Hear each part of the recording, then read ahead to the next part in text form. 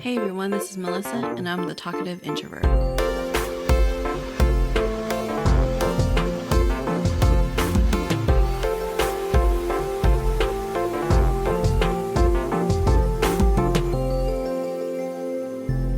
So for today's episode, I am joined by DP Knudten. He's the Chief Collaborator at Collaborator Creative. He's worked on some of the biggest brands such as Coca-Cola, The Athlete's Foot, and Closet Mead. He's also the creator host of the NONFICTION BRAND podcast and author of NONFICTION BRAND, Discover, Craft, and Communicate the Completely True, Completely You brand you already are. So thanks, DP, for joining me today. It's my pleasure. Thanks for having me on, Melissa. Yeah, so thanks for joining me. I'm excited to talk to you and about your podcast and your book and pretty much whatever you want. Well, great. Well, let's fire away. Yeah. Well, first off, I've been asking all my guests this question, and I think we talked about this when we met initially, but not gonna lie, I talked to a lot of people, so I don't always remember. But are you an introvert or an extrovert? Or ambivert, somewhere in the middle? Well, I think I'm an introvert by nature and an ambivert by age and experience. And what I mean by that is back in the early days, I was both a combination of kind of a little bit of class clown, but also a quiet book reading. It's not all about me all the time boy. And over time, I've been able to deal with that introversion to become a successful professional to the point where I'm a public speaker, because I learned one thing about introversion. It's not about the way you are, it's about the way you think. And what I mean by that is, for the longest time, when I discovered I was, quote, an introvert, it didn't make sense because I can turn it on and I can be as verbose and voluble as you would ever want to be. And I didn't get it. It's like, what do you mean? I'm kind of, that class clown side of me doesn't feel like that fits the introvert description. And somebody said to me, let me ask you this. Do you think before you talk, or do you have to talk to think? And I went, well, I always think before I talk for the most part. Sometimes I'll step in on a landmine every now and then. But most of the time I will think before I talk. And they said, that's why you're an introvert, or that's how you're an introvert. Extroverts have to talk to think. And by the way, I can prove that because I've been married to an extrovert for 26 years. She has to talk out loud to think. And it drives me, the introvert, nearly insane because it takes you longer to say something than the brain can process it. So I already know the end of her sentence before she gets there, and I'll cut her off because I know what you're going to say. And let me tell you, just a little bit of marriage therapy there. Don't do that. It does never, ever cut off an extrovert because they're getting to where you already are. It just takes them a little bit longer to get there. Yeah. I took a project management course just recently, and we did a lot of so for anyone wants to go into project management, it's very much about people skills and relationship building and all that fun stuff. And one of the classes we had to take was all about communication. And the golden rule is treat others how you want to be treated. Well, they created they made up the silver rule, which is talk to others how they want to be talked to, because everyone has different talking styles. And like you said, the extrovert, I have a very extroverted family. I have friends who are extroverts, and yeah, they just have to go through that cycle. They're just thinking out loud, whereas we're more internal, and we think of, we still have the voice in our head, right? So, but theirs is just more externally.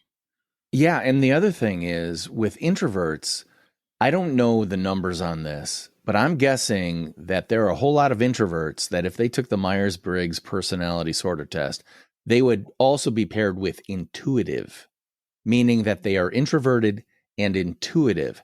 And that is a terrible thing to deal with if you are an extrovert who's a feeler, because I intuit, and I've been a creative director in advertising and marketing for close to 30 years.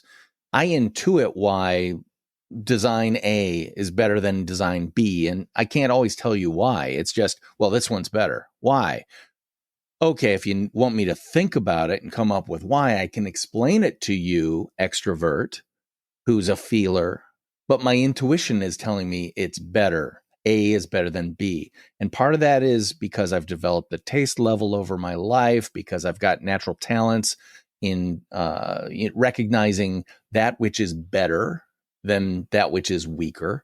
But as an introvert who's intuitive, I'll frequently run into problems with extroverts who need to feel it. They don't feel it's better until you explain it to them and they go, oh, now I get it. I feel that it's better. So if you're an introvert who is paired with intuitive, what you just said about talking to others the way they want to be talked with is absolutely true. I once heard someone say, communication is with the listener. And I was like, what does that mean, Yoda? Communication is with the listener. And then I thought about it and went, oh, if the listener doesn't understand what I'm saying, I have not successfully communicated. They own whether I've been successful. If I tell some things to someone and they don't get it, and they say, what? It could be they can't hear me, which is a problem with introverts, right? Soft-spoken people such as yourself, Melissa. You sometimes need to be louder, especially for people who might have some hearing problems. But a lot of times when people are saying what is, they are actually saying, I don't understand what you said. So what a lot of introverts who are intuitive say, they just repeat exactly what they just said. Instead of saying, well, I think it needs to be about 2 inches bigger. And they go, what? Because of the way the typography is crashing on the screen, I think the window needs to be 2 inches bigger. Oh, I now understand. I have now successfully communicated. So introversion, knowing you're an introvert is a powerful thing, but using that introversion as an excuse not to get out there and put yourself out there and claim that which is yours and demonstrate your value to other people, huge mistake. Because we live in a world where the extroverts will take credit for everything the introverts do. Mm-hmm. That cannot happen. And that's what, my book is all about. It's about getting out there and being the personal brand that you already are. But you may not be demonstrating and you may not be differentiating yourself in the marketplace so that people understand that, Melissa, you're not just a project manager. You're an incredibly successful project manager who's worked on these specific wow projects, had these incredible returns on investment, and led this team to greatness with these demonstrable deliverables and metrics. You're not a project manager then. You're Melissa the superstar. Yeah, like I did talk about this in previous episodes before, but I always tell people you are your best advocate and you have to be an advocate for yourself. And, just because you're an introvert doesn't mean you're not good at being a leader and you're not good at being a public speaker and you're not good at this and that extroverts typically take the role of. You just have to own it and do it and know that, being an introvert really helps with you to be a good leader or those other, roles, because most of us are intuitive and most of us do, a lot of critical thinking, we're typically good at analysis and research and stuff like that. And so, yeah. Well, one of the biggest secrets in the public speaking world is that the number of introverts to extroverts who are internationally known names as motivational speakers or whatever, there are more introverts than extroverts that do that. And people go, what do you mean? You're on stage talking in front of 10,000 people and getting them excited and all that stuff, and you're an introvert? How can that be? And the answer is, your introversion allowed you to codify the series of concepts that you are presenting about whatever you do. You could be a motivational speaker to soccer coaches for kids. Well, how did you become a motivational speaker for soccer coaches for kids? You thought about it, what it takes to create concepts that get soccer coaches excited, and you've got the background, you've got the experience. Now you're demonstrating the expertise that you have, and you do it because you're talking about something you're passionate about. You talk about it with verve and energy and excitement that gets the audience going. And then if you're a true introvert, you walk off the stage, take a deep breath, and feel absolutely depleted because you have left all your energy on stage. The number of top tier speakers who are introverts is amazing because that's how they operate. The introversion allows them to create the brilliant concepts that they then present with energy because they're talking about something they're passionate about, but they leave it on the stage. If that sounds like you, you're an introvert, but you can use your introversion power to very effectively demonstrate who you are, what you do, and how you do it in a way that the audience goes, holy moly, I want more of that. I want to hire or work with that person or read their book or listen to their podcast because they have inspired me. Introverts can inspire people as effectively or even more effectively than extroverts because introverts tend to not stray over into narcissism so much. A lot of extroverts can love the smell of their own brand, you know? Introverts, however, need to take credit for that which they have done, earned, and, experienced throughout their life. There's a difference. Me being a braggart, talking about everything I've done throughout my life, I've got enough narcissistic, extroverted friends who do that. But an introvert needs to claim what is theirs, demonstrate what they did as part of that thing, and then continually understand what you just said. You've got to be your own advocate. You said you've got to be, I would say you're your only advocate, because in this world, there are far more people who will take credit for that which you've done than give credit for that which you do. Understand that. And it's a whole lot easier for an introvert to say, you know what? I'm taking credit for the work I've done. I'm standing up and I'm demonstrating exactly who I am, what I do, and how I do it. Yeah, and there's actually a lot of introverts out there, and I've been doing a lot of these Podmatch, guests, or having Podmatch guests on, and a lot of them actually are introverts, and a lot of people who do podcasts, and because I didn't really know the word until probably like college or like a little after college. Like I didn't even know that was a thing. I didn't know what that was until I was doing interviews for people, and the owner, I used to work at a yogurt shop, and the owner asked whether the person was an introvert or extrovert. And I thought that's a really weird question to ask. Like, why would, like, I didn't even know how to answer that because he really wanted an extrovert, someone bubbly, because you're at a yogurt shop, you have to keep it lighthearted, all that stuff. And I looked it up later and I was like, I am 100% introvert. Does he not know that? Like, I guess, because I guess you can fake it till you make it, but. Well, no, do not confuse extroversion with being presentable in a public setting. There are plenty of introverts who love to wear black and sit in the dark and read books and never engage with people. The old joke about me when I was in college was I'd be the guy at the party in the corner reading a book. Well, I was, because the general, hey, what you doing, man, conversation was boring to me. Yeah. So I would seek something that would fill my battery intellectually. Well, guess what happened when I did that? Other people would kind of gravitate over, especially if they see what you're doing and go, oh, I just read that. That's fantastic. And then all of a sudden you're talking with someone, and if you're both into it, all of a sudden the energy starts flowing, and you are extroverted about the concepts that you're reading about, or your take on the book, or you're asking questions about what they thought about this incident within the book, or have you read their other books, etc. All of a sudden you realize, oh, introversion is, again, a way of thinking. It doesn't have to be the way you act in life. A lot of the stuff that introverts are afraid of are learned behaviors. I'm the father of 3 daughters who hate to talk on the telephone.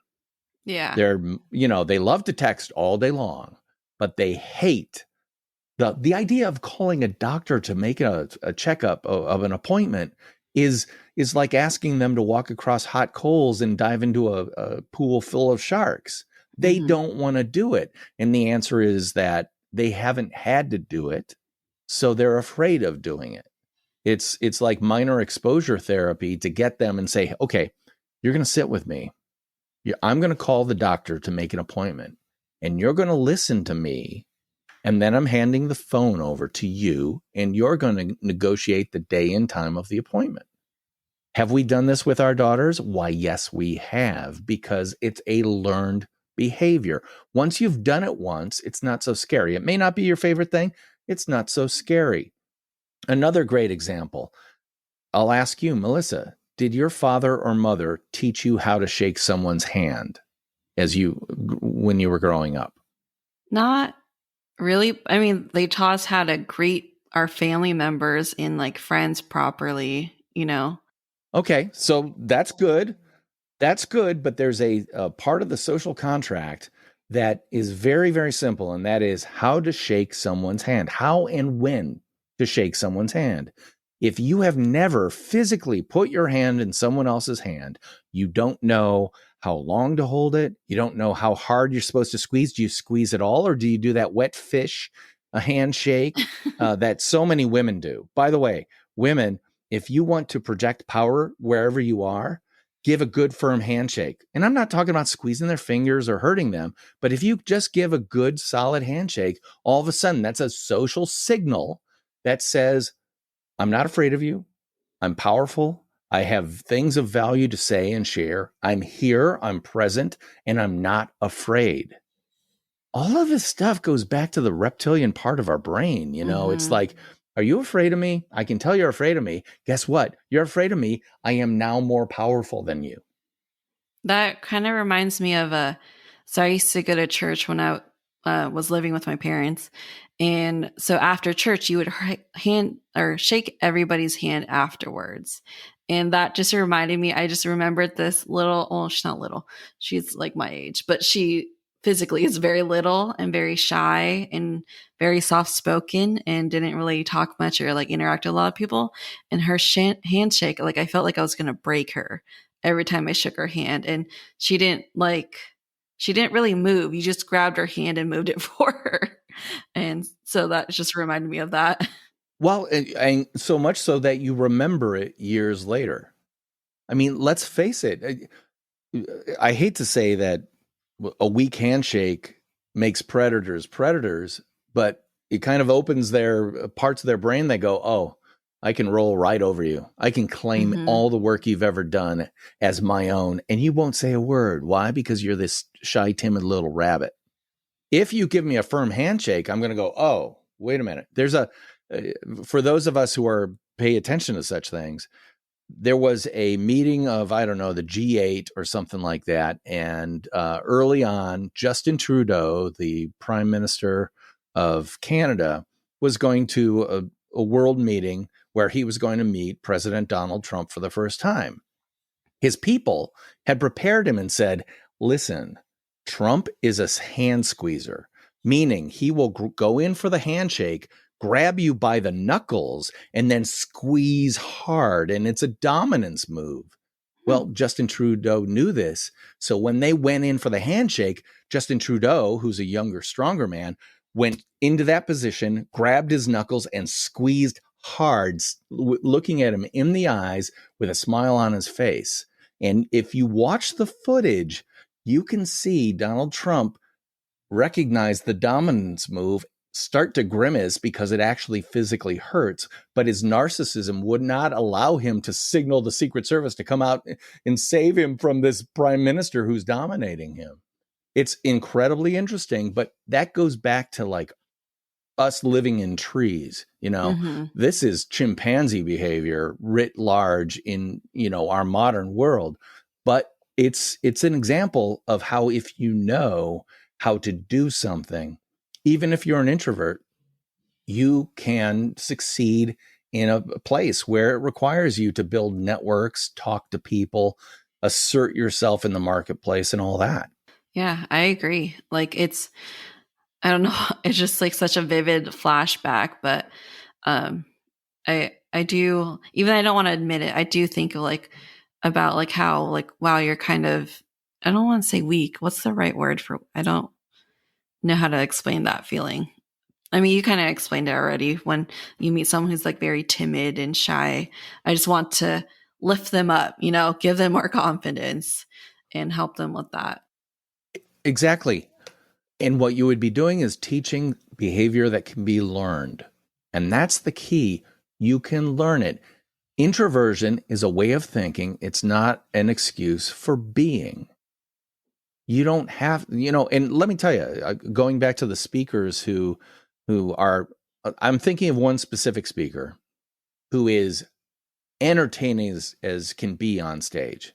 Literally everybody in the audience, whether it's 5 people or 5,000 or 50,000, by the end of her speech, they're like, oh my God, I want to go out for coffee with you. I want to get a drink with you. I'd love to have dinner with you. You are so fun.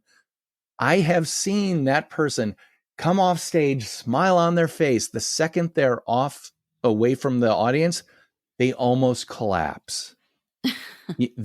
Seriously, because they are so drained. And when you meet them in the hallway one-on-one and you think you've just met the person on stage, Yeah. you haven't. And it's the biggest disappointment to find out this person who is so entertaining and vivacious and interesting and charismatic on stage has the charisma of cauliflower off stage, because they literally are almost on the Asperger's autism spectrum.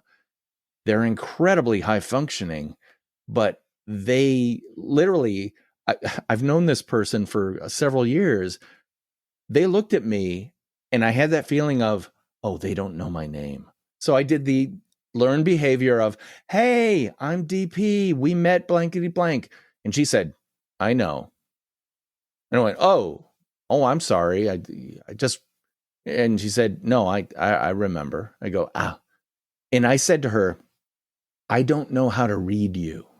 I don't know how to read your face, your demeanor, or anything. And she said to me very flat, I've heard that a lot. So she may be on the autism spectrum at a very high functioning place, but she has learned behaviors that have made her the incredible online or on stage presenter that she is. I get that. I'm laughing because I get that a lot. I kind of, when I talk to guests, especially if they're not like, we don't know each other personally, it's different with friends and family, but I do kind of turn it on a little bit more when I'm talking to strangers. And it's just so funny that you mentioned that story, because I do that also for work. And luckily we work from home now since the pandemic, and I don't have to be on all the time. Like I am during the meeting, but then once the meeting's done, like I get to be quiet and not talk anymore. And it's just funny because I did have an occurrence with a coworker who they didn't understand if I was mad, upset, or happy. And I had to explain to her, I was like, oh, I'm sorry. I'm just like, because I was kind of already, my energy's already draining by that point. And I said, I do tend to be monotone, like normally. That's my normal voice is monotone. And so I do have to learn to smile when I actually am happy about something, or learn to like, make some type of emotional expression to show what I'm thinking, or to like verbally say what I'm thinking so that people know what I'm thinking. And so I kind of get that. Well, and you're doing what you should be doing, which is I know I'm an introvert. I'm taking that knowledge and I'm using it to power me in a positive way, because I know that Zoom calls make everybody flat. If you're on a Zoom call for a meeting, sometimes the best thing you can do is be a little bit 10% more, 15% more than you are normally, and turn it on. And like I find myself on Zoom calls doing the benign smile with the head nod every once in a while, Yeah. even if I'm not really listening closely, because the social signal I'm sending out is that I value you. I hear you. Your voice is being heard. What you're saying is being absorbed and potentially acted upon. And I truly do value not only our personal relationship, but the relationship of the rest of the team on this Zoom call enough to do the uh-huh, the uh-huh head nod, the maybe the occasional I'm writing something down. Oh, by the way, this is something I taught my daughters. I have to do, well, especially back in the day when I worked at big ad agencies, I would go to client meetings and there'd be 15 people in the room. I don't know about you, but a meeting with 15 people in the room, to me, the introvert, is a complete waste of time, because 50% to more, even above that, of the people in that room don't need to be there, don't want to be there, including me. Like if it's a brainstorming session, if you're an introvert like me, complete waste of time. I don't mind getting briefed about what the task is and what the goal is, but let me go off on my own and brainstorm, because that's what I've been doing in my career as a creative director and copywriter for close to 30 years. I don't need someone else's half-assed ideas to generate more of my own. What I need is the time to do what I do best, which is sit and stare at the wall or out the window thinking, because again, I'm an introvert, and coming up with ideas. I don't need to waste my time in that group of 15. However, because I need to be present in the meeting and looking like I'm actually paying attention, I will write notes on my pad that consist of the words, I am writing notes. I am writing notes. And then I'll stop and I'll listen. I'll have the pen in my hand just like I do right now. And I'll go, yeah. I am writing notes. I am writing notes. Now, if they say something worthy of a note, I'll definitely write that. But I actually do the note writing, and that's a signal. I've been in meetings as the director, the creative director, with my creative team. And if people are in that meeting and no one's writing any notes ever, I'll call them out on it and say, at least fake it. Because I need to know that you're participating in this meeting and not just breathing air in the same room I am. Yeah. So that's a learned technique too. I am writing notes affirms that communication is happening, even if you're, as an introvert, I've already gotten it. In the first 10 minutes, I knew what the meeting was about. I knew what the goal was, and I know what the deliverable is. Why are we continuing to meet? Okay, I guess I have to put up with this until it's okay for us all to break up for the meeting. Have you ever been in that situation where you go, I already know what this meeting's about. I already know what the goal is, and I already know what to do. And you have to sit there for another 45 minutes? Yeah, it happens all the time. I'm in constant meetings, back to back meetings, and it's kind of a lot of them could have just been an email, But Yeah. I feel like, especially because we're working from home now, I don't know if people just want to meet just to have some type of human interaction. But yeah, we have a lot of wasted meetings, and I do have a lot of new behaviors ever since I started working. Like I started again, I had an office job, I think like 7 years ago now. And it is a lot of like, I mean, we're looking at each other right now in webcam, and I am nodding and I say, yeah. And I, I didn't do that before. That's definitely a learned behavior. I didn't realize that people needed that, signal until I was in a meeting with people. And now that we're doing like Zoom, well, we use MS Teams, but it's not mandatory to do a webcam, because like leadership decided, like, if you are not comfortable, we're not going to make it mandatory. We want people to be comfortable in this new environment, blah, blah, blah. And so I do have to do the verbal, right. Because if I don't, they'll be like, can you still hear me? Are you still there? And so I have to like do that. And I got to tell you, and this is me, old white guy talking, webcams are absolutely necessary because so much of the true communication happens between eyes, by body language, by nodding, by, oh, I'm writing this down, even if it's fake notes of I am writing notes. All those things are social cues that are part of communication. If you don't have your webcam on, especially if you're trying to project your personal brand to people, to make it clear that, oh, you're a smart person, you're engaging, you're listening, you're involved, you're taking what's being given to you and adding on top of it, doing the plussing that Walt Disney talks about. I take your idea, I add to it, making it better, creating energy, and you can hear voice levels go up as people get more excited about what's going on. If your camera's off, well, great. You are just, it's like, why don't you just take your whichever your preferred hand is and tie it behind your back? Because that communication tool is not in play. Huge mistake. Huge mistake. As is the introvert's excuse of, I don't like networking events, so I'm not going. I mean, the best thing in the world for that type of introvert was the advent of COVID-19.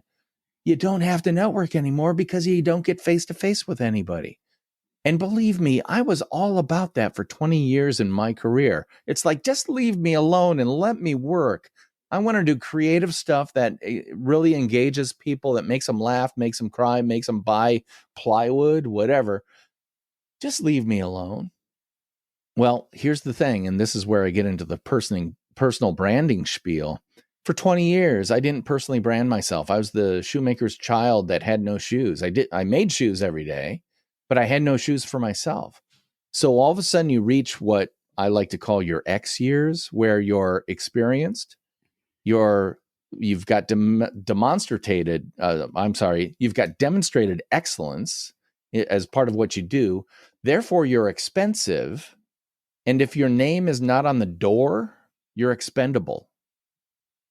If you reach your X years and you have not created a personal brand where people know exactly who you are, what you do, and how you do it, and why they should engage with you and what your value is to them, you are going to be hit by that redundancy baseball bat at some time in your career, and at the absolute worst time. In my business, advertising and marketing, if you're 50 years old as a creative, meaning a art director, graphic designer, copywriter, or anything like that, you're not employable. Now, they will never tell you that, but they will look at your resume and your age is not on it, but they can figure out how old you are, and they'll go, oh, no, we don't need someone that old. We need young. We need young and vibrant. We need young and hip. We need young and digital natives who know what what the latest social media platforms are and how to exploit them. We need young, young, young, young, young. Well, if you have not created a proven brand that makes you a Yoda worth flying to Dagobah to train with, you're really up a certain creek with no paddle. You've got to build that personal brand, demonstrate who you are, what you do, and how you do it in a way that people understand what value you offer them and why they should contact you. Yeah. And I think that pertains in all areas, no matter what your career is, because I am not, I'm not a graphic designer or anything like that. I work in IT, and I also loathe networking. I hated it so much, but my managers and my mentors were like, you gotta go, just to meet the different people in our company, and plus there's free food and alcohol, so have fun. But when I went into IT, I didn't have a degree in it. My degree is in something completely different, and the only reason I was able to get the job is because I interned, and my father-in-law got me in it. And so I don't have any experience in project management, in IT,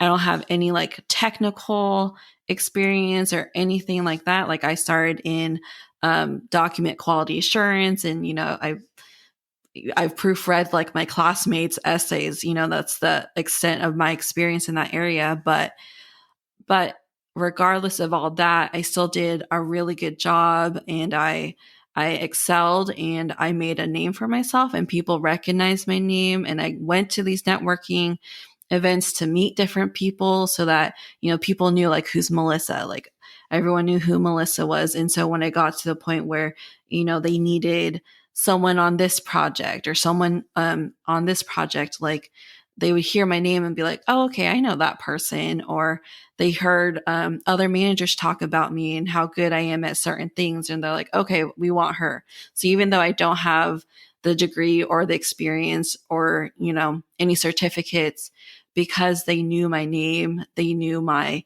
reputation at work, they were more than willing to hire me for that project or move me on to a different project. Well, and this is what you said is exactly right. This is where I want to talk about the difference between brand and reputation. Reputation is something I hold about you. I understand what your reputation is based on what I've heard from other people and what you've demonstrated to me. A brand is what I demonstrate in the marketplace about myself, so that people will say, who's that DP guy? Oh, he wrote that book, Nonfiction Brand. Oh, yeah, he's a copywriter. Oh, yeah, he's a creative director. He's got that podcast. All of those things are brand-oriented things. And you'll notice my book is the title of my podcast. My book has a picture of me on the front cover, not buried somewhere in the back, not because I'm some type of narcissist. Well, don't talk to previous girlfriends, but because I need to demonstrate what I look like smiling face, older guy with a salt and pepper beard that's mostly salt, and glasses. By the way, these glasses, these frames, Equinox EQ 304s, I've got 10 pairs of these so that as my prescription changes over time, I have frames that can work until I die, because I finally found a pair of frames that fit my face, that are distinctive without being, look at me, look at me, look at me. They aren't vivid red or acid green. They're black, in fact, but they're consistent. And by the way, what shirt color am I wearing? Oh, it's black. What's the cover design of my book? Oh, it's black and white with a deep oxblood maroon red accent color. All of these colors I use them consistently as part of my brand. So that, Melissa, we have never met in person, but let's just say we're at a conference of 5,000 people. I would have contacted you before saying, Melissa, I'm so looking forward to seeing you at this conference. Can't wait. But yeah, you're going to be there. Oh, wonderful. I hope to see you in the halls. Fine. I come walking down there. I'm a 6'3" plus, big guy, fairly big guy, 230 pounds. And I'm wearing a black shirt. I'm wearing the same eyeglasses that you've seen from my book, from my cover art on my podcast. And because of my size, I'm bigger than 90% of the people walking down the hall. You're going to be able to see me 500 yards away and go, that's DP. Oh, I got to go say hi to DP. All of a sudden, my brand, we haven't even met yet. You've got enough understanding of what my reputation might be based on what my brand has told you to think. I like to say brands say, cultures do when it comes to businesses, but it's also true. Brands say what reputations think. Okay. At least until I do something to ruin that reputation personally. So, we touched on personal branding in your podcast and your book. So why did you name it Nonfiction Brand?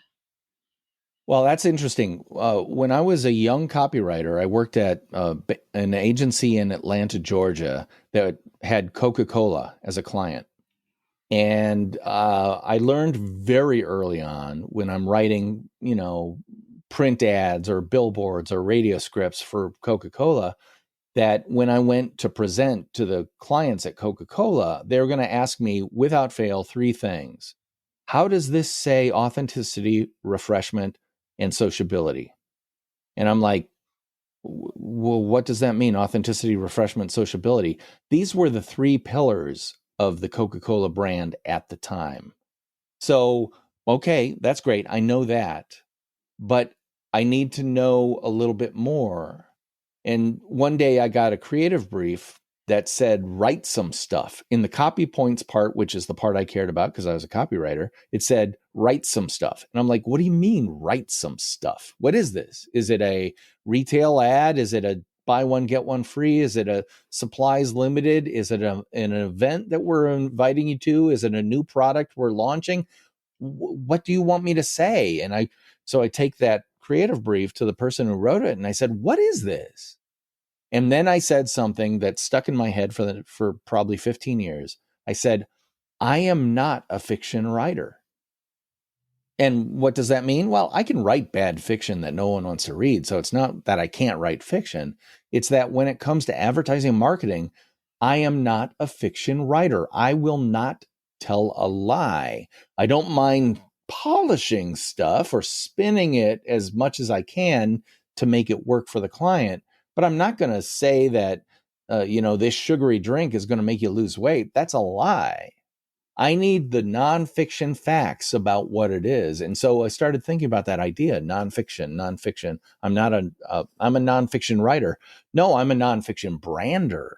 Well, what's a nonfiction brand? A nonfiction brand is based completely on who you are, what you do, and how you do it, what your value is to other people, and why they should engage with you.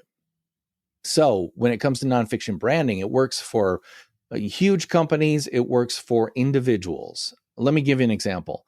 A realtor, a real estate professional hired me to help them with their brand because they understood one thing very important. If you are not a premium brand, you are in fact a commodity that exists in a barrel with all the rest of the commodities, some of whom may be a little bit rotten.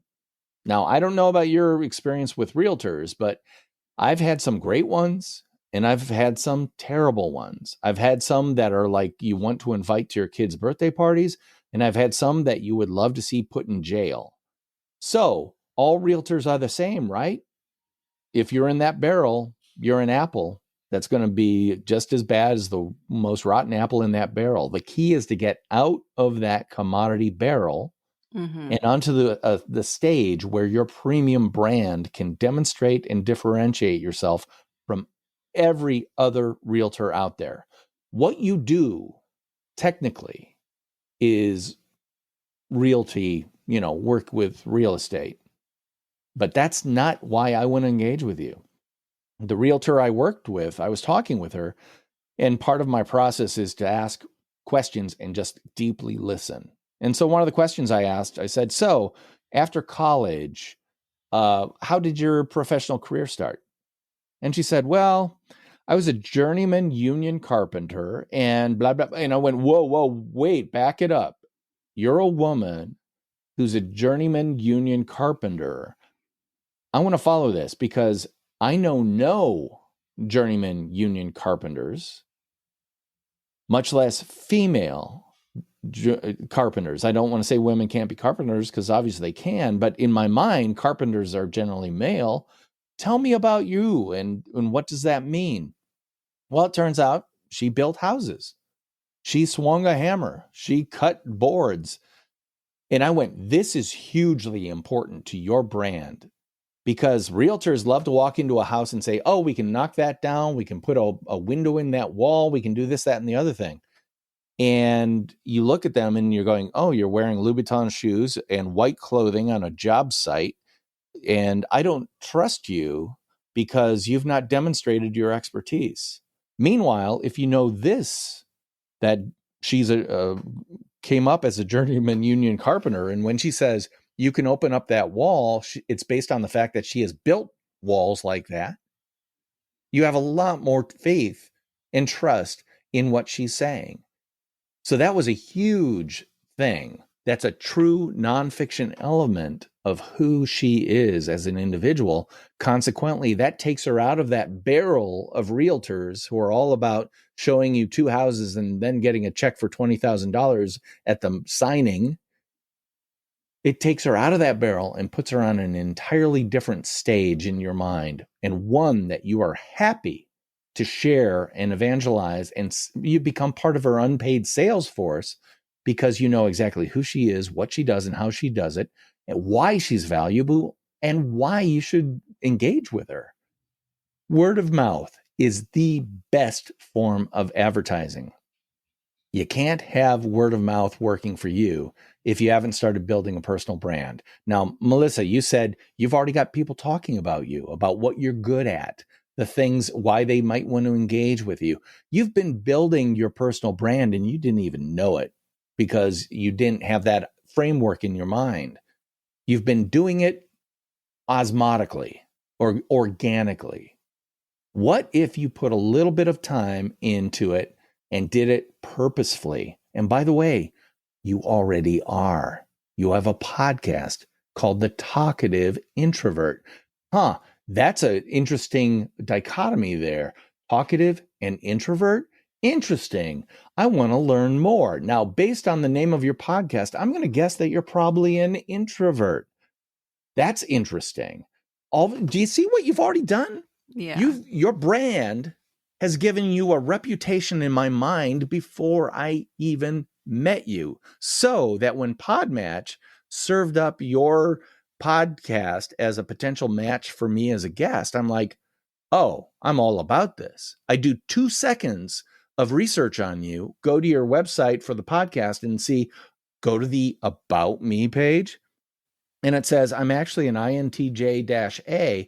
I'm like, oh my God, you're my people. Because I'm an INTJ who's now an INTP because of my age and experience. The J turned to P, but that doesn't mean that we aren't totally the same person, or we have the same engine in our chassis, if you will.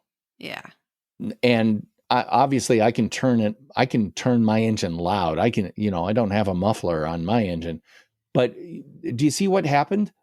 I was attracted to you by that which you are demonstrating in 2 words as the title of your podcast. Talkative introvert. Tell me more. That's how smart branding works. So are you letting things organically be said about you that forms a reputation that people will hold and it's hard to control?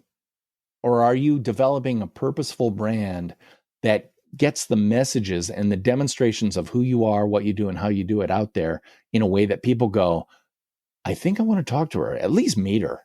Let's just meet her. Yeah. I was surprised because for me, when I started the podcast, I mean, it still is a hobby. I like doing it. I love talking. I love talking to people. And sometimes I like just talking by myself to an invisible audience.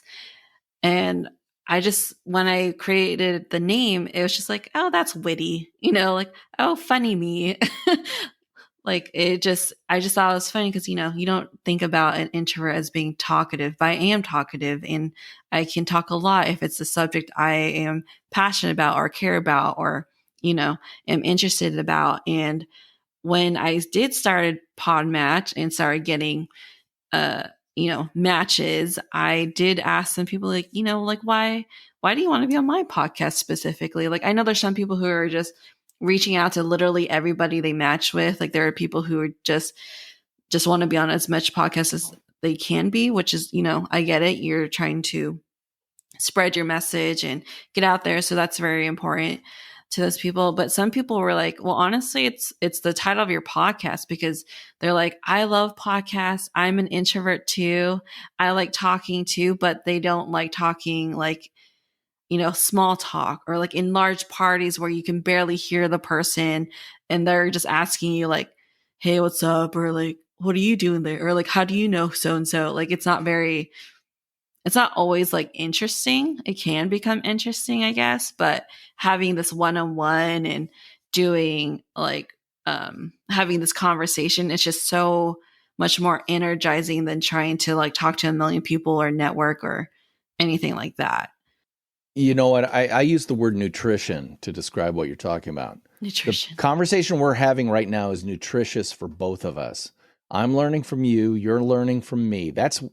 I'm a lifelong learner. If you ask me what's the most important thing in your life, it would be, well, obviously my family. But when it comes to activity, it's like I have to learn. The stuff I watch on TV teaches me stuff. Even if it's a fictitious drama, I learn something, or I develop more sensitivity. The intuitive side of myself is fed. All of these things. It's nutritious. A bland conversation about the weather, boring. A conversation with a meteorologist about how tornadoes form, incredibly nutritious. I'll talk to that meteorologist all day long. And I don't know about you, but I've literally, when I've had the proverbial conversation with someone, I met someone, I remember this vividly. I said, so what do you do? And he said, well, actually, I'm a diamond merchant. I went, oh my God. So tell me about that, because I understand that diamonds have basically De Beers has cornered the market on diamonds. And if all the diamonds in the world were released right now, they would have the value of $1 a carat. And he goes, yes, that's actually true. They actually have.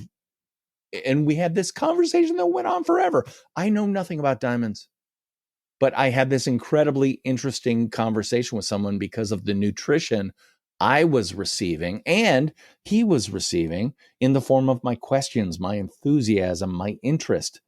Because let's face it, if you're watching a football game with some friends and they say, so what do you do? I sell diamonds. Oh, okay. Crickets. No one cares about that, right? If you find someone who gets something that you're interested in or is interested in it like you are, let's say it's Japanese anime. One of my daughters is a cosplayer who does Japanese anime and stuff like that. She's basically doesn't talk to anybody. But boy, you talk to her about that, watch out, because the tsunami of words are coming out. And the conversation would be interesting on both sides because it's about a transfer of nutrition between two people who are interested in the same thing. Yeah, that reminded me of someone I interviewed not that long ago. They were saying how they love I don't think this made it onto the episode, but they said, I love the questions that you ask. And I was like, wow, okay, thank you. Because no one's like said that to me before. And they said, I love the questions that you ask because it seems like you genuinely actually want to have a conversation and you're actually interested in what they have to say. Where versus somebody who, because they made an example of somebody they also matched with, and they kind of just had a list of questions on a Word document. And so they would ask the first question, they would talk about it, and then go to the next question. It wasn't that easy flow, like back and forth. And it just sounded like they wanted to get their questions, like, go through their questions and get them over with. Because they weren't listening. Mm-hmm. They had a podcast. They needed words to fill their podcast. They didn't care what the words were. Yeah. I don't know if you've ever watched a TV interview with somebody on one of the major broadcast stations, but there are interviewers who, when they hear the piece of gold, they grab that piece of gold and they throw the rest of the questions they may have on their list. You got to maybe have a question in mind that you want to ask, but good interviewers don't have a list of questions. They listen and then grab those grains of gold and follow that vein of gold wherever it goes. If someone said, well, it was about 3 years after I killed my first wife, I got my first film job, blah, blah, blah, blah. If it went on to talk about the film job and didn't talk about you murdered your first wife, what? As an audience member, you'd go, were you even listening? Because I would follow that story more than I would them talking about whatever the film they're in now. I do the same thing. Like, listeners, you don't know this, but I'm telling you, Melissa did not send me a list of questions before we got on the horn and started talking. I love that because it forces me to be on my game. It forces me to listen, and it forces me to try to not only give value, but pull value out of Melissa. And I think you're doing a absolute great job because you're demonstrating unknowingly everything I wrote about in my book. Oh. Well, thank you. I did at the start because I'm used to talking to friends and family. We don't, prep for it. Like if there's a certain subject we want to talk on, we'll research that subject, but that's it. And so when I did first start, I did like come up with a bunch of different questions and I prepped myself and I don't do this anymore because I don't know why I did this at the beginning, but it kind of stressed me out because I'm thinking, okay, like what kind of responses would they have and how should I respond to their response? But at that point, it's kind of ridiculous because you're trying to predict the future. And at some point, I still prep just in case because there are some people I've talked to, unfortunately, who aren't very good at the back and forth. So I kind of have to go through the questions and, um, but that's pretty rare. But I do find out that like if it's a good conversation, there's a good dynamic or the subject is interesting, I end up not even looking at my document. Because I did talk to someone recently who asked for questions ahead of time, which is fine, like I'll do that. And I did give it to her, but we ended up not even really using it because we were just having a conversation. But I do understand like some people they like to be prepared beforehand. Well, life is, you can prepare for life to a certain degree, but for the most part, it's what happens based on who you are, what you do, and how you do it, how prepared you are just to be yourself. And, being an introvert is no excuse for knowing what your value is to people and how you can demonstrate it and how you can share it and all that stuff. So if I have one thing to leave your audience with, it's don't use introversion as any kind of excuse. Use it as a tool to understand the way you think and then an opportunity to discover the things you need to do to get past it. Things like being able to get a doctor's appointment on the phone or shake someone's hand or how to walk into a room knowing nobody and knowing who you should walk up to and even say hello to. The pro tip there, always look for C shapes, not O's. C shapes, meaning three people talking together, but they aren't closed like a circle. They're open like the shape of the letter C. If they are open, that means they're open to someone walking up and saying, "Hi, my name is," or whatever, blah, blah, blah, blah, blah. If it's closed, don't even try to open that circle. They don't want that circle to be opened. That'd be another one of those tips and tricks you need to learn, and you need to learn by doing. So get off your butt, and especially now that things have reopened after COVID, get back in front of people because I don't know about you. I've had multiple jobs throughout my career. I can't tell you how many of them were based on recommendations by people who knew me. I have been placed, let's see, I've worked at 10 different agencies over my career, I think. I was placed by a headhunter at 2 of them. The other 8 were word of mouth from trusted friends and acquaintances who recommended me or recommended the place to me. That says everything right there. Yeah, definitely. I went through the same thing. I think most of my jobs, if not all of them, were a recommendation or yeah, word of mouth. But yeah, well, on that note, this could be a good time to end. But before we end it, do you want to share like how people can find you, where they can find your book? Yeah. Okay. So my book, Nonfiction Brand, Discover, Craft, and Communicate the Completely True, Completely You brand you already are, is available in the warehouse of a certain man named Bezos. It's available on Amazon.com, just about every version, all around the world. Just look up Nonfiction Brand and the word Knudten, Knud, as in David, T as in Tom, E as in Edward, N as in nothing, my last name, and you'll be able to find it there. The Nonfiction Brand podcast is out there in the world as well. I just recently took a little bit of a hiatus. Once I got to 200 episodes every week, close to 4 years, I was like, I need a little time off. Who's that? Oh, I took a little hiatus after those episodes, and I'm just restarting it up. So you can go wherever you find podcasts for free and just look up the Nonfiction Brand podcast, and you will see the same image that is on the cover of my book, the smiling face of this guy, DP Knudten. And I would love for you to check that out. You can also, I would love to invite your guests to go to nonfictionbrand.com/gift to download 3 PDFs that can get you started on building your brands in a way that can really provide value for you. All you have to do is go there, download the PDFs. You don't have to join my email list because frankly, I don't ever send anything out to it. It'll ask you to join, but you don't have to. If you want to, that's fine. But download those PDFs and start doing those things today, and you will start building the personal brand you already are, but are not taking advantage of. Awesome. Well, thank you. Thank you for sharing all that knowledge. And it was fun talking to you about everything. And yeah, thanks for being on the podcast. Well, thank you. Have a great time. Have a great day. Have a great life. Thanks. You too. Thanks for making it to the end. If you enjoy what you hear and want to stay up to date on the show, please follow me on Facebook and or on Instagram. You can also check out my website at thetalkativeintrovertpodcast.com. All the information will be on there as well as in the show notes. If you want to help support the show, please review and rate the podcast and share it with your friends and family. Thanks so much, and I'll talk to you guys in the next episode.